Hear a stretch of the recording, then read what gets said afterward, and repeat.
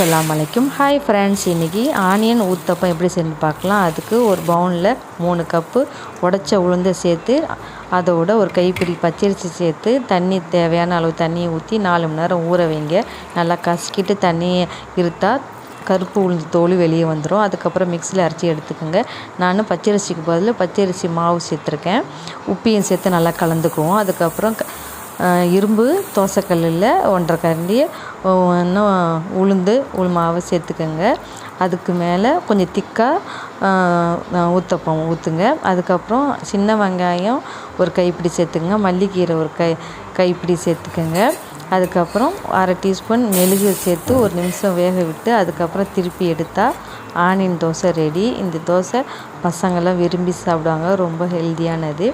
இது தேங்காய் சட்னியோட பரிமாறுங்க. சூப்பராக டேஸ்ட்டாக இருக்கும். இந்த வீடியோ உங்களுக்கு பிடிச்சிருந்தால் லைக் பண்ணுங்கள். அஸ்ஸலாமு அலைக்கும்.